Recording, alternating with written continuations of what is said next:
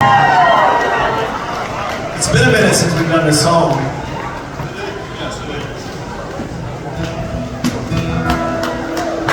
You know, I tell this story all the time from my side of things. You want to tell them how this came about from yours while I double tune you? Well, go ahead and tell it, and then I'll see if it's right. Well, I wrote this for my kids. Two of them are here tonight. I wrote this on a Christmas morning. I just had this really nice, clear picture of family, and I wrote it in the middle of the night on Christmas morning, doing some of that no assembly required stuff that sometimes happens. And I wrote this song instead of sleeping. And I liked it, and I put it on one of my unintentional collector's item CDs that I make on occasion. And it sat around for 21 years. Until I got a telephone call from this guy right here.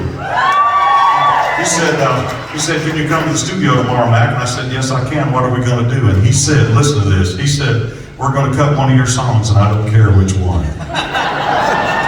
That's a true story. That's amazing. That is amazing. It's because when I first moved to Nashville, it was the day the first Gulf War started. I mean, Papa Bush. That's the day I moved to Nashville, and it wasn't long after that I got in a car and drove all the way to Toronto, Canada to see a girl. And I had two albums actually it was in my truck, and I had two albums in my truck, and it was an album called Blue Train by the Seldom Seen, All right. and it was McAnally's Simple Life record. By the time I made the circle all the way back to Nashville, I knew every syllable of that record. So, including this song right here. So, well, I came into the studio feeling pretty good about it because nobody ever said what you said to me before in my life, before or since. I was standing all the way up to my full driver's license height, which hurts my back at this age. And I go in there, and Kenny comes over and says, what song you want to sing, Mac? I know a bunch of your songs. And I said, it doesn't matter to me, Kenny, because I know a bunch of my songs too. If I live long enough, I may cut the whole record. I'm getting too old. Well, to his credit, and all that's on this record is us three guys right here. Eric's sitting on a wooden box just like he is right now. Kenny and me on guitars. And I remember backing out of the studio about an hour after we sat down and played this thing. We played it about 3 times through. And I was thinking to myself, that sounds really good. I think maybe if it didn't have me on it, it might be a hit. Turns out I underestimated him. He drug me all the way up the charts like an ankle weight. We had a #1, we got a Grammy nomination, we got to sing it in NFL stadiums and SEC stadiums.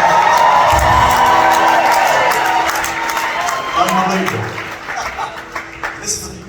This is probably, well, it's not the first time, because Mac came out on the road with me 2000, him and Charleston, love your brother. Absolutely. God bless Charleston. Came out on the road, it's running together a little bit these days, but I think 12. It was in the past. Yeah, anyway. But it's been a long time since we actually stood on the stage and sang this together, so what an honor to be here.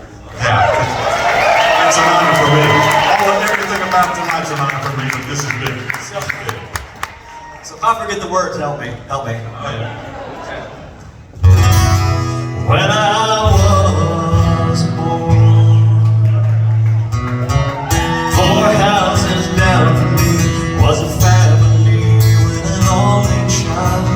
She was the only girl in this whole world that could make me smile. Down the road, I made up reasons to go down the road.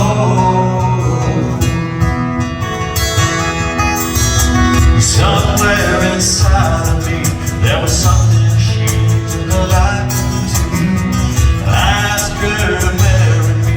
She said she really wanted to. Down the road, see what life's gonna hold. Down the road.